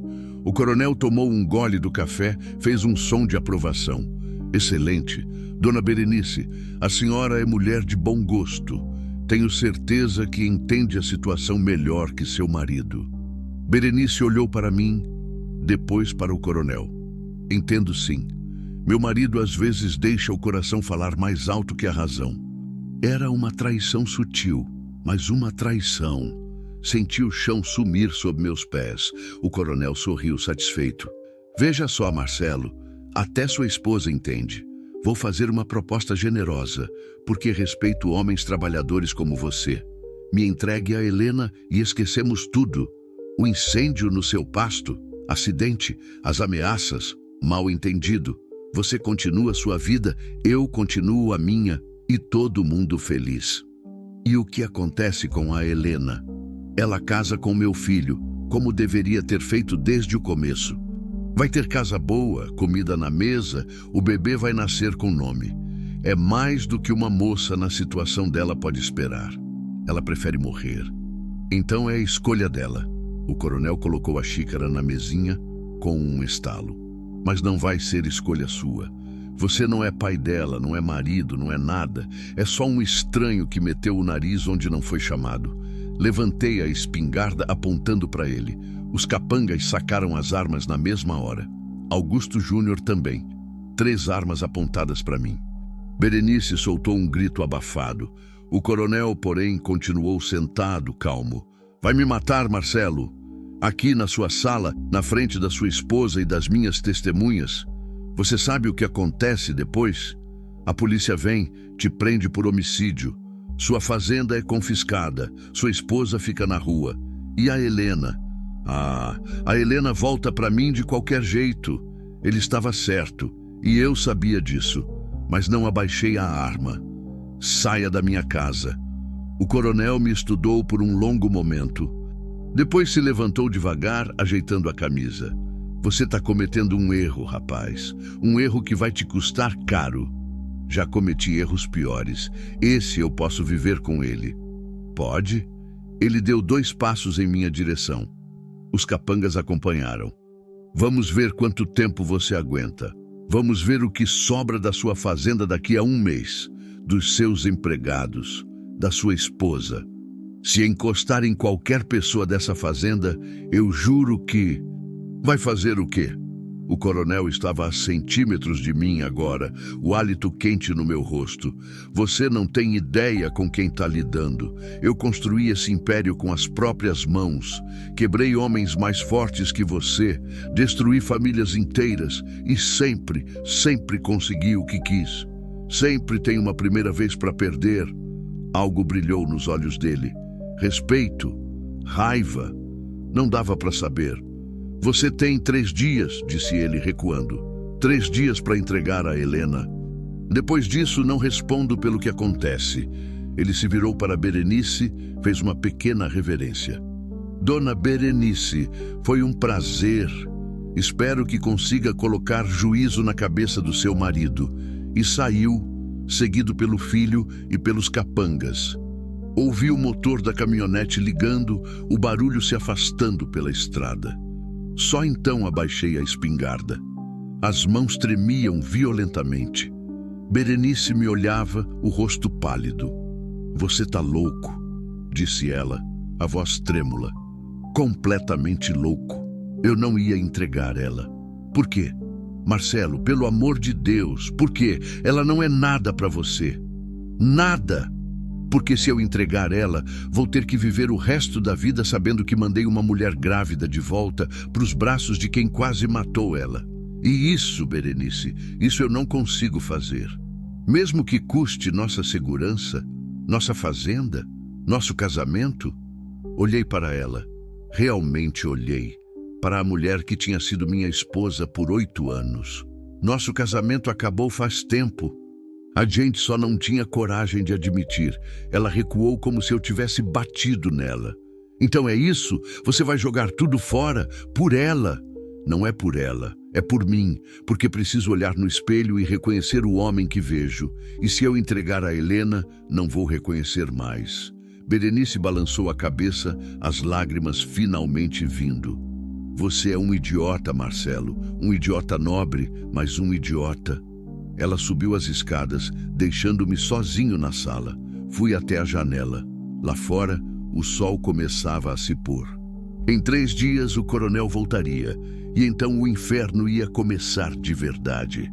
Subi para o quarto de Helena. Ela estava encolhida na cama, abraçando os joelhos, os olhos arregalados de medo. Ele veio por mim, disse assim que entrei. Eu ouvi as vozes lá embaixo e eu mandei ele embora. Seu Marcelo, a voz dela se quebrou. Eu não quero que o senhor sofra por minha causa. Talvez seja melhor eu ir, aceitar o que ele está oferecendo. Pelo menos assim o senhor fica em paz. Sentei na beira da cama. Helena, olha para mim. Ela ergueu os olhos vermelhos de choro. Eu vou te contar uma coisa que nunca contei para ninguém. Quando meu filho morreu, quando a Berenice perdeu ele, eu desisti. Desisti de tudo. Deixei de sentir. Deixei de viver. Passei 3 anos só existindo, respirando, trabalhando, mas sem estar realmente vivo. Segurei a mão dela. Até o dia que te encontrei, naquele momento, quando cortei os arames, quando segurei você nos meus braços. Alguma coisa acordou dentro de mim. Alguma coisa que eu achei que tinha morrido junto com meu filho. Propósito, razão de estar aqui. Mas o senhor pode morrer. Todo mundo vai morrer um dia, Helena. A questão é, vai morrer por nada ou vai morrer por alguma coisa que importa? Durante 3 anos, eu estava morrendo por nada. Agora, pela primeira vez, tenho algo que vale a pena lutar. Ela apertou minha mão. Eu não mereço isso, sussurrou. Não é sobre merecer, é sobre ser humano. É sobre fazer o certo mesmo quando o certo é difícil. Eudóxia apareceu na porta, trazendo uma bandeja com sopa. Patrão, o Zé Antônio está lá embaixo, precisa falar com o senhor. Desci. Zé Antônio estava na cozinha, o chapéu na mão, o rosto sério. Os peão estão com medo, patrão. Depois que viram o coronel aqui, começaram a falar em ir embora. Não querem se meter em guerra. Eu entendo. Quem quiser sair, pode sair. Não vou segurar ninguém. Eu fico, disse Zé, firme. O Toninho também. E o João do curral. O resto, não sei. Os que ficarem vão ter que estar preparados. O coronel vai voltar. E não vai ser para conversar. A gente se prepara. Mas, patrão, ele hesitou. A gente precisa de ajuda. Não dá para enfrentar o coronel só com 3, 4 homens. Ele tinha razão. Mas quem ia me ajudar contra o homem mais poderoso da região foi quando tive uma ideia. Zé, você conhece os pequenos sitiantes daqui ao redor? Os que também sofrem nas mãos do coronel? Conheço. Tem o seu Ribeiro, que perdeu parte da terra para dívida com o coronel. Tem o Sebastião, que o filho dele sumiu depois de brigar com Capanga. Tem a viúva Dolores, que o falecido marido morreu em acidente depois de reclamar do preço que o coronel pagava pelo gado. Amanhã cedo, quero que você vá até cada um deles. Conta o que está acontecendo. Diz que está na hora da gente se juntar, que sozinho ninguém consegue nada contra o coronel, mas juntos a gente pode fazer diferença. Zé Antônio sorriu pela primeira vez em dias. Pode deixar, patrão. Vou falar com cada um. Naquela noite não consegui dormir. Fiquei na varanda, olhando as estrelas, pensando no que tinha feito, no que ia fazer. Berenice tinha razão. Eu era um idiota, mas pela primeira vez em 3 anos, era um idiota com propósito. E isso, de alguma forma estranha, me fazia sentir vivo de novo. O amanhecer chegou devagar, pintando o céu de tons cor-de-rosa e laranja. Eu não tinha pregado o olho. Fiquei a noite inteira na varanda, a espingarda no colo, vigiando a estrada. Zé Antônio apareceu antes do sol nascer, completamente já selado e pronto. Vou começar pelo seu Ribeiro, disse. Ele mora mais perto. Depois passo na casa do Sebastião e da dona Dolores. Toma cuidado, Zé. Se os capangas do coronel te virem, eu conheço os caminhos por dentro do mato. Ninguém vai me ver. Ele partiu quando a neblina ainda cobria os pastos. Fui verificar Helena. Eudóxia já estava lá, ajudando-a a se sentar na cama. Os movimentos dela eram menos dolorosos agora, os ferimentos cicatrizando devagar. Como passou a noite? Perguntei. Com medo, respondeu Helena, honesta. Tive pesadelos. Via os capangas voltando, te machucando, levando eu embora. Só pesadelo. Nada disso vai acontecer, mas até eu sabia que eram palavras vazias. Não podia prometer que nada ia acontecer, só podia prometer que ia lutar. O senhor precisa comer alguma coisa, disse Eudóxia, olhando para mim. Tá com cara de quem não comeu desde ontem. Não tinha fome, mas desci para a cozinha. Berenice já estava lá, tomando café, vestida como se fosse sair. Vai para a cidade? Perguntei. Vou ficar na casa da minha prima por uns dias, até isso aqui se resolver. Tá fugindo? Ela me olhou, os olhos duros. Tô me protegendo. Uma coisa que você deveria fazer também. Berenice. Não, Marcelo. Não tenta me convencer. Você fez sua escolha. Agora eu faço a minha. Não vou ficar aqui esperando os capangas do coronel invadirem a casa no meio da noite. Ela pegou a bolsa e foi em direção à porta. Quando você cansar de brincar de herói, me avisa. Talvez eu volte. E se eu não cansar? Ela parou, a mão na maçaneta. Então, quando voltarmos a nos ver, vai ser no seu enterro. E saiu, batendo a porta. Ouvi o motor da caminhonete dela ligando, o barulho se afastando. E pela primeira vez em muito tempo, senti alívio. A tensão constante entre nós tinha ido embora junto com ela. Zé Antônio voltou no meio da tarde, acompanhado. Seu Ribeiro era um homem baixo, atarracado, de uns 50 anos, com cara de quem tinha trabalhado duro a vida inteira. Sebastião era mais novo, magro como um galho seco, com olhos que carregavam uma tristeza profunda. E Dona Dolores era uma senhora de cabelos brancos presos num coque, pequena, mas com uma presença que preenchia o ambiente. Sentamos todos na mesa da cozinha. Eudóxia serviu café forte e pão com manteiga. Seu Marcelo, começou seu Ribeiro, a voz rouca de emoção. O Zé me contou o que o senhor está fazendo por essa moça. Só estou fazendo o que é certo. O certo. Ele balançou a cabeça. Faz tempo que ninguém faz o que é certo por essas bandas. A gente só baixa a cabeça e deixa o coronel fazer o que quer. Eu perdi 3 hectares de terra para o coronel, disse Sebastião. Ele disse que eu devia dinheiro que nunca peguei emprestado. Quando contestei, apareceram documentos falsos, juiz corrupto, e de repente a terra era dele. Meu pai tinha comprado aquela terra com suor de 30 anos. Dona Dolores limpou uma lágrima. Meu marido, Deus o tenha, trabalhou 40 anos criando gado. Quando o coronel ofereceu comprar nosso gado por preço de banana, meu marido recusou.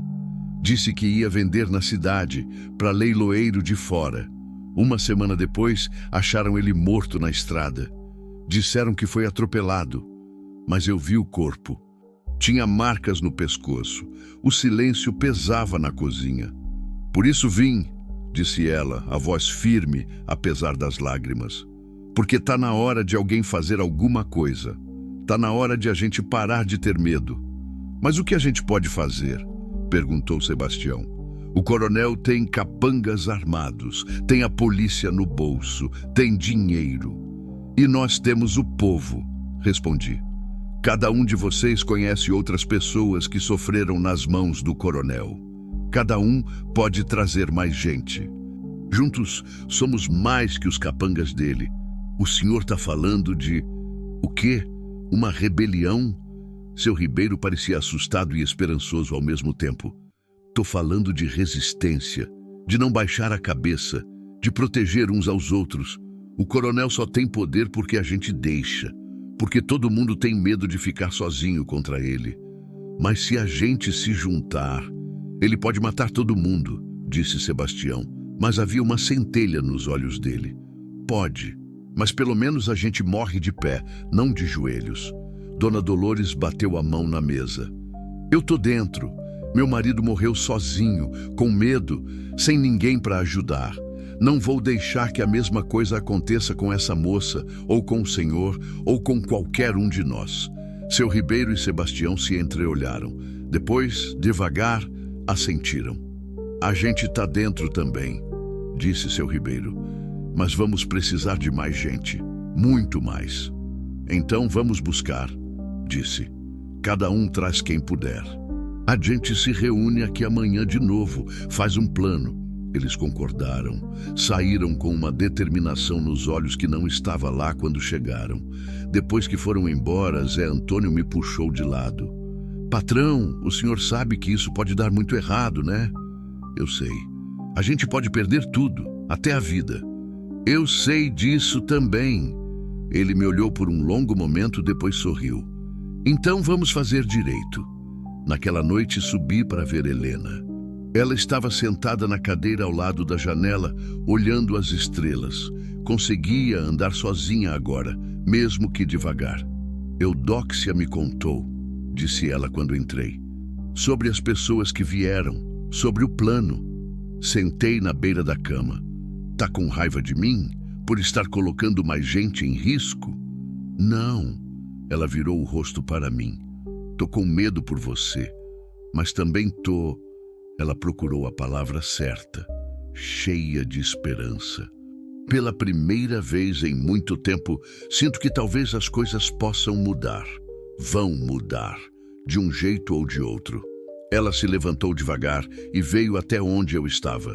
Ficou na minha frente, os olhos verdes brilhando à luz fraca do lampião. Por que tá fazendo tudo isso, seu Marcelo? A verdade não é só porque é o certo, tem alguma coisa a mais. Respirei fundo. Era hora de ser honesto. Quando você perguntou se eu tinha filho, eu disse que tinha, mas não contei toda a história. Fiz uma pausa, as memórias voltando como ondas. Ele ia se chamar Rafael. A Berenice estava no 7º mês quando começaram as complicações. Levei ela para o hospital na cidade. Os médicos tentaram salvar, mas não conseguiram. O coração dele parou de bater. A voz ficou presa na garganta. Berenice quase morreu também. Ficou 3 dias entre a vida e a morte. Quando acordou, quando disseram que o bebê tinha morrido, alguma coisa quebrou dentro dela. E dentro de mim também. Helena tocou minha mão. Nos meses seguintes eu tentei ser forte, tentei cuidar dela, tentei seguir em frente, mas ela me culpava. Dizia que eu tinha demorado muito para levar ela para o hospital, que se eu tivesse sido mais rápido, o Rafael teria sobrevivido. Isso não é verdade. Eu sei. Mas na época comecei a acreditar. Comecei a me culpar também. E aos poucos a gente foi se afastando. Paramos de conversar, de nos tocar, de olhar um para o outro. O casamento virou uma casa vazia, onde 2 estranhos moravam. Levantei e fui até a janela. Durante 3 anos vivi no piloto automático. Acordava, trabalhava, dormia, sem sentir nada, sem querer nada. Era como estar morto por dentro. Até me encontrar, disse Helena baixinho. Até te encontrar. Quando vi você amarrada, machucada, à beira da morte, foi como se alguma coisa acordasse. Todas aquelas emoções que eu tinha enterrado voltaram de uma vez. Raiva, medo, desespero e também alguma coisa que eu não sentia fazia tempo. Tu quis o quê? Me virei para ela. Esperança. A esperança de que talvez eu ainda pudesse salvar alguém, de que talvez eu ainda tivesse algum propósito. Não consegui salvar meu filho, mas podia salvar você, podia salvar seu bebê. As lágrimas desciam pelo rosto dela agora. É por isso que não posso desistir, continuei. Porque se eu desistir de você, desisto de mim também. Desisto da ideia de que ainda posso fazer diferença. E se eu desistir disso, não sobra mais nada. Helena atravessou o quarto e me abraçou. Foi um abraço apertado, desesperado, cheio de todas as emoções que nenhum de nós conseguia colocar em palavras. E ali, abraçados no meio daquele quarto, 2 quebrados tentando se recompor, alguma coisa mudou. Não era amor, ainda não. Era muito cedo, muito complicado, mas era conexão, era compreensão. Era a sensação de que, pela primeira vez em anos, nenhum de nós estava sozinho. Quando nos separamos, ela limpou as lágrimas. Seu Marcelo, eu não sei como agradecer por tudo que o senhor fez. Não precisa agradecer. Preciso. E preciso te contar uma coisa também. Ela voltou para a cadeira, as mãos tremendo levemente. Esse bebê tocou a barriga. É tudo que me resta do Tomás. Tudo que me resta de amor e felicidade nesse mundo. Os capangas do coronel mataram o Tomás, mataram minha irmã, destruíram minha vida. Mas não vão destruir meu filho. Eu não deixo. A determinação na voz dela era absoluta. E quando ele nascer, continuou, vou contar para ele sobre o homem que salvou a mãe dele, sobre o homem que arriscou tudo por uma estranha. Ele vai crescer sabendo que ainda existem pessoas boas no mundo, gente como o senhor.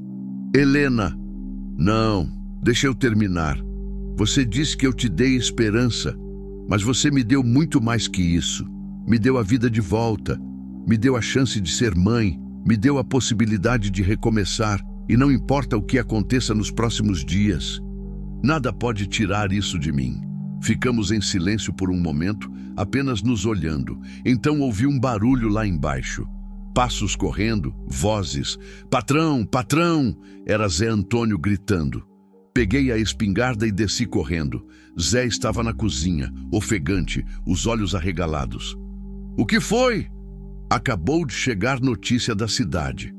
O coronel mandou espalhar por todo canto. Qualquer um que te ajudar, que esconder a Helena ou que ficar do seu lado, vai sofrer as consequências. Já começou. A casa do seu Ribeiro pegou fogo há 1 hora. Ele e a família conseguiram sair, mas perderam tudo. O sangue gelou. E tem mais, continuou Zé. O coronel colocou recompensa na cabeça da Helena. 5.000 reais para quem entregar ela viva. 10.000 para quem matar você e entregar ela. 10.000 reais era uma fortuna por aqui. Dinheiro suficiente para mudar de vida. Os peão tão nervosos, patrão.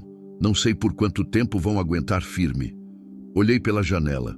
A noite estava escura, sem lua. Perfeita para ataques. Restavam 2 dias para o prazo que o coronel tinha dado, mas parecia que ele não ia esperar. A guerra tinha começado, e dessa vez não tínhamos mais como voltar atrás. A notícia do incêndio na casa do seu Ribeiro espalhou como fogo na palha seca. Antes da meia-noite, 3 dos meus peões já tinham ido embora, levando suas poucas coisas nas costas, os rostos marcados pela vergonha e pelo medo. Não os julguei. 10.000 reais era muito dinheiro. Ficaram apenas Zé Antônio, Toninho e João do Curral. 3 homens contra um exército. Organizamos turnos de vigia. Espingardas carregadas, facões afiados, lampiões apagados, para não servirmos de alvo fácil. A fazenda inteira mergulhou numa escuridão tensa, apenas os sons da noite quebrando o silêncio. Grilos, corujas, o vento sussurrando entre os eucaliptos. Eu ficava no andar de cima, próximo ao quarto de Helena. Zé Antônio na varanda da frente, Toninho nos fundos, João no curral, vigiando os animais. Eles vão vir essa noite, disse Helena sentada na cama, abraçando os joelhos. Eu sinto. Se vierem, vão ter uma surpresa. Mas eu também sentia. Havia alguma coisa no ar, uma tensão, como antes de uma tempestade. Eudóxia recusou-se a ir embora. Disse que tinha criado aquele menino, eu, desde pequeno, e não ia abandoná-lo agora. Preparou café forte em garrafas térmicas e distribuiu pelos pontos de vigia. Ó Deus protege os justos, disse ela, fazendo o sinal da cruz. E vocês estão fazendo o que é justo. Tomara que Deus estivesse prestando atenção. A noite se arrastou. Meia-noite, 1 da manhã, 2. Foi às 3h15 que ouvi o primeiro barulho. Um assobio baixo vindo dos fundos da propriedade, sinal de Toninho. Corri até a janela dos fundos. Lá embaixo, no limite entre a fazenda e o eucaliptal, via-se movimento, sombras se deslocando entre as árvores. Muitas sombras. Disparei escada abaixo. Zé Antônio já estava na cozinha, a espingarda em punho. Eles estão cercando a casa, disse ele olhando pela janela. Tem gente nos fundos, nas laterais. Devem ser uns 10, 15 homens. João tá no curral ainda? Tá, mas não sei por quanto tempo consegue segurar-se. Um tiro cortou a noite, depois outro. Gritos. É no curral! Zé correu para a porta. Espera! Segurei o braço dele. Pode ser armadilha. Querem que a gente saia da casa. Mas os tiros continuavam. Entre eles ouvi a voz de João gritando. Eu vou, disse. Você fica aqui, protege a casa. Patrão! É ordem, Zé. Peguei a espingarda e saí pela porta dos fundos, correndo agachado em direção ao curral. A escuridão era total. Cada sombra podia ser um inimigo. Mais tiros. O medo tentava me paralisar, mas forçava as pernas a continuarem. Cheguei ao curral. João estava entrincheirado atrás de um cocho, trocando tiros com vultos que se moviam entre as árvores. João, patrão, são muitos, não consigo. Uma figura emergiu da escuridão, correndo em nossa direção. Atirei sem pensar. O homem caiu com um grito. O primeiro homem que eu matava na vida. Não tive tempo de processar. Outros vinham. João e eu atiramos juntos, recuamos, atiramos de novo. Os vultos se espalhavam, procurando cobertura. Ouvi ordens sendo gritadas. A voz do Augusto Júnior. Cerquem eles! Não deixem voltar para casa. Estávamos em desvantagem. Logo ficaríamos sem munição. A gente precisa voltar, disse a João. Agora, corremos. Balas assobiavam ao nosso redor, acertando árvores, levantando poeira. Uma passou tão perto do meu ouvido que senti o calor. Chegamos à casa. Zé Antônio nos cobriu da varanda, atirando contra os perseguidores. Entramos. Ele bateu a porta e trancou. Toninho! Cadê o Toninho? Não sei. Zé estava pálido. Ele estava nos fundos, mas depois dos tiros, uma janela se estilhaçou. Algo pesado voou para dentro da sala. Abaixem!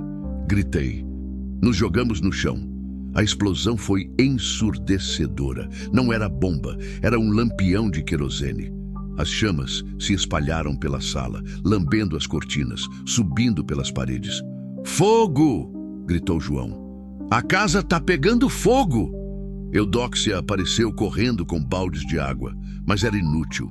O fogo se alastrava rápido demais. Helena! Lembrei de repente. Subi as escadas 2 degraus por vez, a fumaça já começando a preencher o corredor. Abri a porta do quarto. Helena estava de pé, os olhos arregalados de terror. A gente precisa sair, disse pegando o braço dela. Para onde? Eles estão lá fora.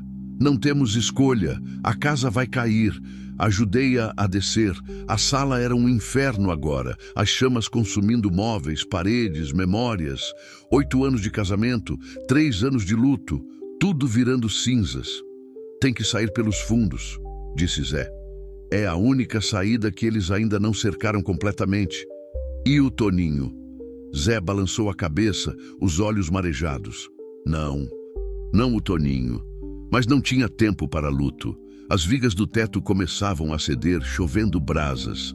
Saímos pelos fundos, um atrás do outro. Eu na frente, Helena no meio, Zé e João atrás, Eudóxia entre eles. A noite estava iluminada agora pelo incêndio, transformando tudo em tons de laranja e vermelho. Corremos em direção ao eucaliptal. Gritos atrás de nós. Tiros. João soltou um gemido e caiu. João! Zé voltou, tentou ajudá-lo a levantar. Deixa eu... João cuspia sangue. Vai! Protege eles. Não vou te deixar. Mas João já estava morrendo. Via nos olhos dele. Zé, a gente precisa ir. Gritei. Agora!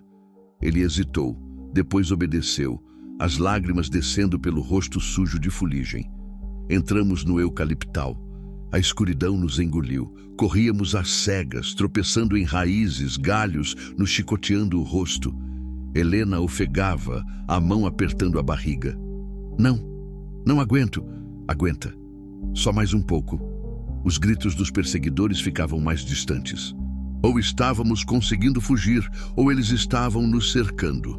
Paramos numa clareira pequena, todos ofegantes. Eudóxia caiu de joelhos, rezando entre soluços. Zé checava a munição que restava. Eu segurava a Helena, que tremia violentamente. O que a gente faz agora? Perguntou Zé. Boa pergunta. A casa tinha ido. 2 homens mortos. Estávamos fugindo feito criminosos na própria terra. E Helena mal conseguia ficar de pé. Foi quando ouvi vozes, muitas vozes. Vindo não de trás, mas da frente. Levantei a espingarda preparado para o fim. As figuras emergiram da escuridão. 1, 2, 5, 10. Mas não eram capangas do coronel. Era seu Ribeiro, mesmo depois de ter perdido a casa. Era Sebastião. Era Dona Dolores. E atrás deles pelo menos 20 outras pessoas. Homens e mulheres do povoado, da vila, dos sítios ao redor. Alguns armados com espingardas, outros com foices, facões, pedaços de pau. Seu Marcelo, disse seu Ribeiro, a voz firme. Quando soubemos que o coronel tinha cercado sua fazenda, a gente se juntou. Não vamos deixar o senhor lutar sozinho. Dona Dolores se aproximou de Helena, colocando um xale sobre os ombros dela. E não vamos deixar que machuquem essa menina. Não mais. Sebastião cuspiu no chão. O coronel acha que pode fazer o que quer porque ninguém nunca enfrentou ele. Mas hoje, aqui, agora, alguém vai enfrentar. Olhei para aquelas pessoas. Gente simples, pobre, que tinha tanto ou mais a perder que eu, mas que tinham vindo mesmo assim, porque às vezes a coisa certa é mais importante que a coisa segura. Obrigado, consegui dizer, a voz embargada. Guarda o obrigado, disse seu Ribeiro. Ainda tem trabalho para fazer. Reorganizamos rapidamente. Os homens na frente, as mulheres protegendo Helena e Eudóxia no centro. Formamos um grupo compacto, decidido. E voltamos. Voltamos em direção à minha fazenda em chamas. Voltamos em direção aos capangas do coronel. Voltamos não como fugitivos, mas como um exército. Pequeno, mal armado, improvisado, mas um exército mesmo assim. Quando emergimos do eucaliptal, os capangas nos viram. Eram talvez 15 deles, espalhados pelo terreno, alguns ainda atirando garrafas de querosene nas estruturas que restavam. Mas quando viram nosso número, hesitaram. "Larguem as armas!" gritei, minha voz ecoando na noite. "Larguem as armas e vão embora. Essa é a única chance de vocês." Augusto Júnior estava entre eles. Mesmo à distância, via a expressão de surpresa no rosto dele. "Vocês estão loucos?" gritou ele. "Meu pai vai acabar com todos vocês?" "Seu pai não está aqui", respondi. "Aqui somos nós, e somos mais que vocês. Podem atirar, podem matar alguns de nós, mas não vão matar todos. E os que sobrarem vão garantir que vocês nunca mais ameacem ninguém." Os capangas se entreolharam. Mercenários são leais até o ponto em que a lealdade vale a pena. E naquele momento, enfrentar 40 pessoas furiosas não valia o salário. Um a um, começaram a baixar as armas. Augusto Júnior percebeu, tarde demais. "Covardes! Bando de covardes!" Ele apontou o revólver na minha direção. Mas antes que pudesse atirar, Dona Dolores, pequena Dona Dolores de cabelos brancos, atirou primeiro. A bala acertou o chão aos pés dele. Augusto Júnior tropeçou, caiu. "A próxima não erra", disse ela, a voz calma. Os capangas já estavam recuando, subindo nas caminhonetes, fugindo pela estrada. Augusto Júnior olhou ao redor, percebendo que estava sozinho. Levantou-se cambaleante, o ódio e o medo disputando espaço no rosto. "Isso não acaba aqui", cuspiu. "Meu pai vai..." "Seu pai", interrompi, aproximando-me dele. "Vai ter que explicar para a cidade inteira por que atacou minha fazenda, por que matou meus homens, por que tentou matar uma mulher grávida. E dessa vez não vai ter juiz corrupto nem delegado comprado que salve ele. Ninguém vai acreditar em vocês, não?" Apontei para o grupo ao meu redor. "Tem 40 testemunhas aqui. Cada uma conhece mais 10, 20 pessoas. Até amanhã de manhã, a cidade inteira vai saber o que aconteceu aqui essa noite. Vocês perderam, Júnior. Não essa batalha. A guerra." Ele cuspiu no chão, subiu no último caminhonete que restava e fugiu, levantando nuvens de poeira. Quando o barulho do motor sumiu na distância, o silêncio voltou. Olhei para o que restava da fazenda. A casa era apenas estrutura carbonizada, o curral destruído, os pastos manchados de sangue. Mas estávamos vivos. Helena veio até mim, apoiando-se em Eudóxia. Tinha lágrimas nos olhos. "Você conseguiu", sussurrou. "Você realmente conseguiu." Mas o preço tinha sido alto. 2 homens mortos, uma casa destruída, uma vida inteira em cinzas. Valeu a pena? Olhei para Helena, para a barriga onde crescia uma nova vida, para as pessoas ao meu redor que tinham vindo me ajudar mesmo sem me dever nada. Sim, tinha valido a pena. Seu Ribeiro colocou a mão no meu ombro. "O que vai fazer agora?" Olhei para o horizonte.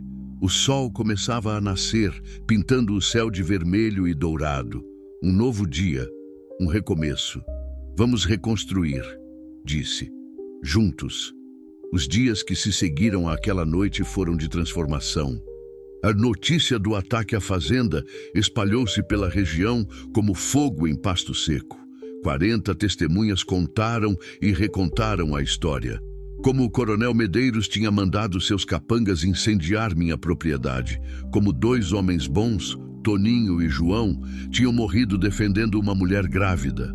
Como o povo tinha se unido e enfrentado os capangas.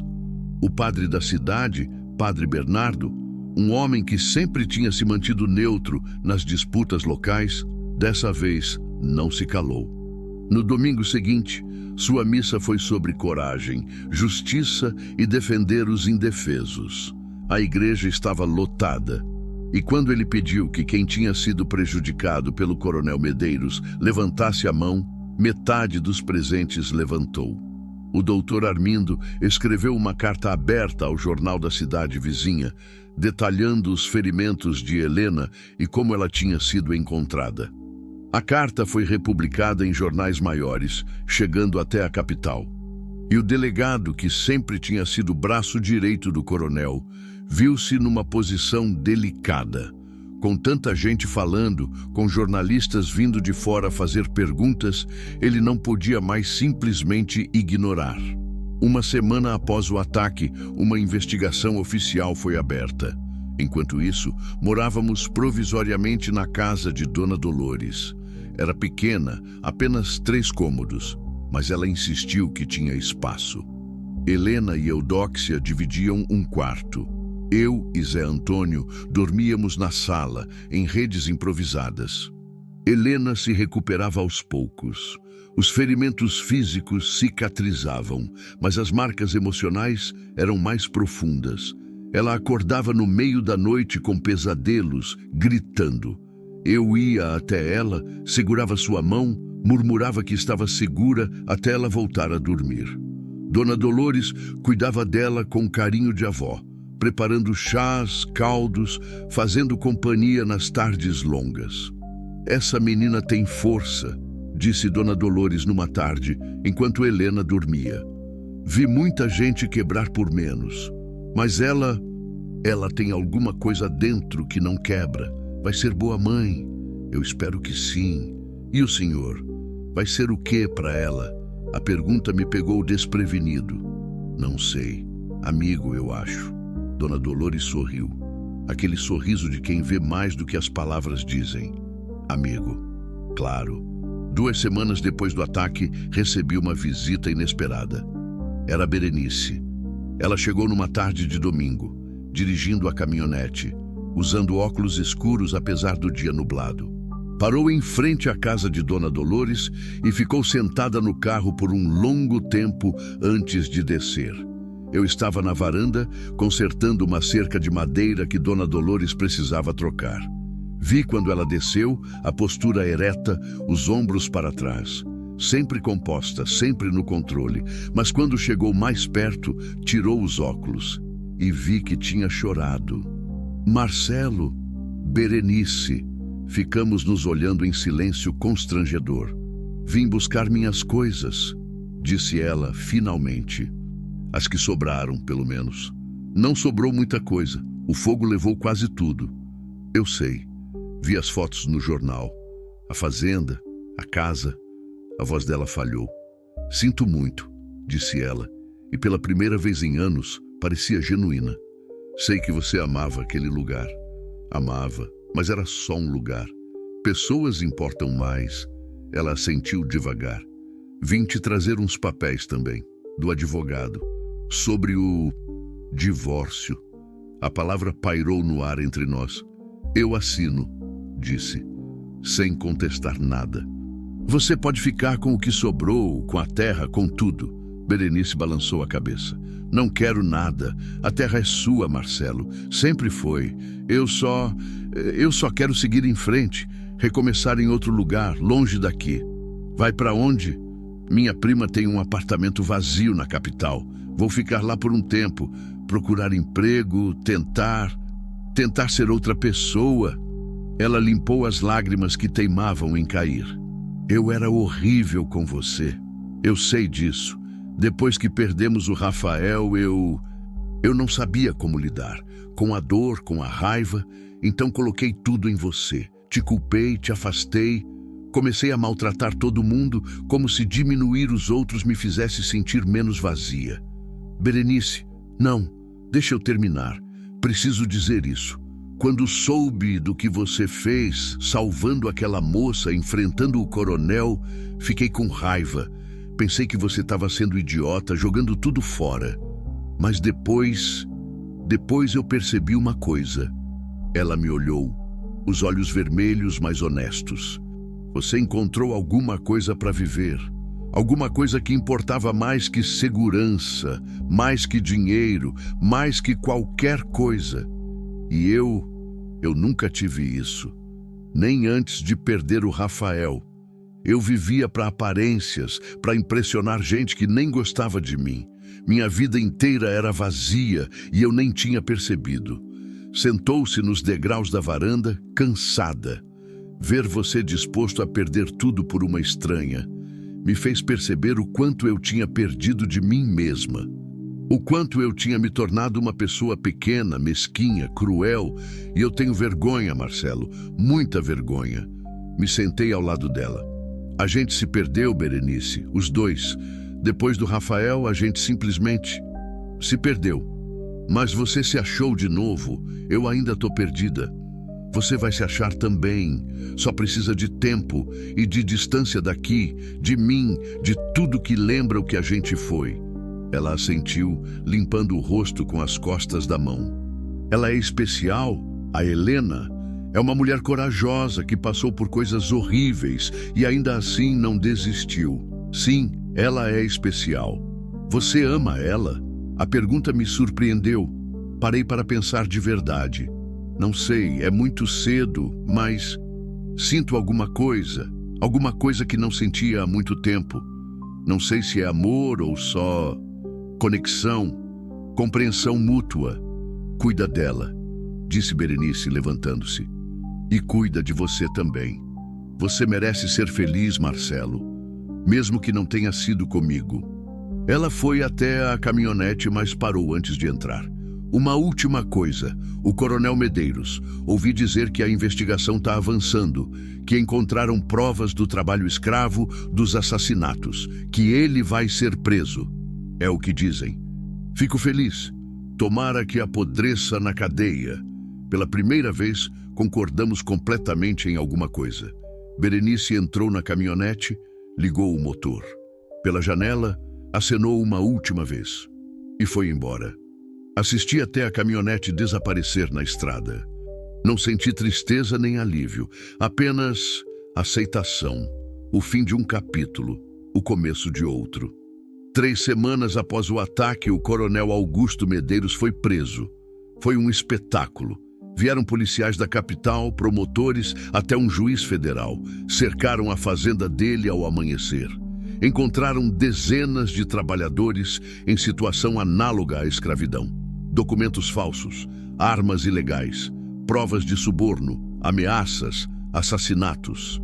O coronel foi levado algemado, gritando que era tudo mentira, que era perseguição política, que ia processar todo mundo.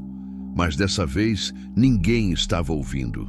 Augusto Júnior também foi preso, e vários dos capangas, e o delegado corrupto. A cidade inteira saiu nas ruas para assistir. Algumas pessoas aplaudiram, outras choraram de alívio.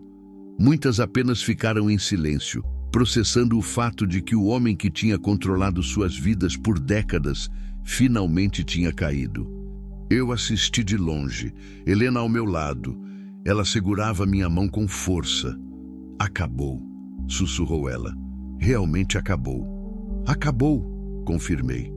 Ela encostou a cabeça no meu ombro e ficamos ali, vendo justiça ser feita depois de tanto tempo. 1 mês após o ataque, começamos a reconstruir, não só minha fazenda, a cidade inteira. Seu Ribeiro, Sebastião, Dona Dolores e dezenas de outras pessoas que tinham sido prejudicadas pelo coronel começaram a se organizar. Formaram uma cooperativa de pequenos produtores, renegociaram dívidas, recuperaram terras roubadas e todos ajudaram a reconstruir minha fazenda. Nos fins de semana, apareciam 20, 30 pessoas com ferramentas, madeira, pregos. Construímos uma casa nova, menor que a anterior, mais simples, mas feita com as mãos de amigos. Helena insistia em ajudar, apesar da barriga cada vez maior. Eudóxia tinha que ficar puxando ela de volta para a sombra, mandando descansar. Essa menina é teimosa que nem mula, resmungava Eudóxia, mas com carinho nos olhos. No fim do 2º mês, a casa estava pronta. Não era grande coisa, 3 quartos, sala, cozinha, varanda, mas era nossa, construída com suor, amizade e esperança. Na noite da inauguração, fizemos uma festa. Seu Ribeiro trouxe a sanfona. Sebastião levou um leitão assado. Dona Dolores fez um bolo de 3 andares. Padre Bernardo veio benzer a casa. Que esta casa seja sempre cheia de amor, paz e justiça, disse ele aspergindo água benta. Amém, Respondemos todos. A festa foi até de madrugada. Música, dança, risadas. Crianças correndo pelo quintal, homens conversando sobre plantio e gado, mulheres trocando receitas e fofocas. Eu e Helena ficamos na varanda observando tudo. Ela estava com 6 meses agora, a barriga redonda e proeminente. É diferente de como imaginei minha vida, disse ela, a mão na barriga. Mas é bom, muito bom. E o que você imaginava? Casar com o Tomás, ter uma casinha simples, criar nosso filho em paz, nada extraordinário. E agora? Ela sorriu. Agora tenho uma família inteira, não de sangue, mas de escolha. Tenho Dona Dolores, que age como minha avó, Eudóxia como minha mãe, seu Ribeiro e Sebastião como tios, e tenho você. E eu sou o quê? Ela me olhou, os olhos verdes brilhando à luz fraca dos lampiões. Você é meu milagre, seu Marcelo. O homem que Deus colocou no meu caminho quando eu mais precisava. O homem que arriscou tudo por mim sem esperar nada em troca. Helena, deixa eu terminar. Eu sei que é cedo. Sei que você ainda está se recuperando do divórcio, do luto, de tudo. E sei que eu tô grávida do filho de outro homem. Mas eu preciso te dizer uma coisa. O coração disparou. Eu me apaixonei por você. O mundo parou. Não era para acontecer. Eu ainda amo o Tomás, sempre vou amar. Mas você entrou na minha vida e mudou tudo.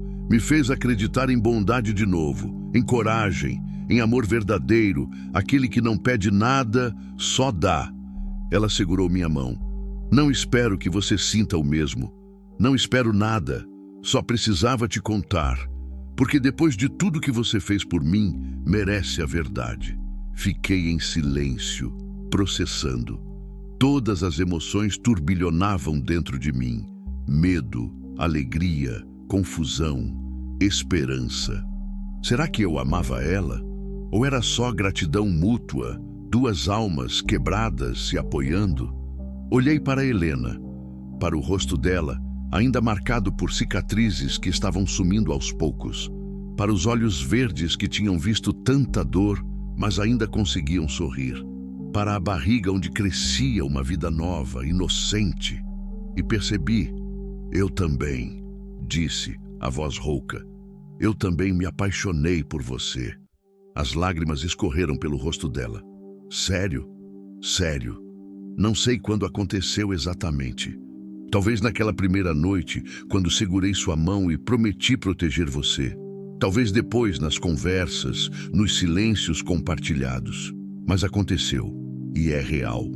Ela se jogou nos meus braços, tanto quanto uma mulher grávida de 6 meses consegue se jogar. E nos abraçamos, longo, apertado, cheio de todas as palavras que não precisávamos mais dizer.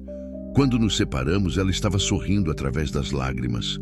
E quanto ao bebê? Perguntou hesitante. Você consegue aceitar que ele não é seu filho? Coloquei a mão na barriga dela, sentindo um chute forte contra a palma. Esse bebê é filho do Tomás, sempre vai ser. E vou fazer questão que ele cresça sabendo quem foi o pai.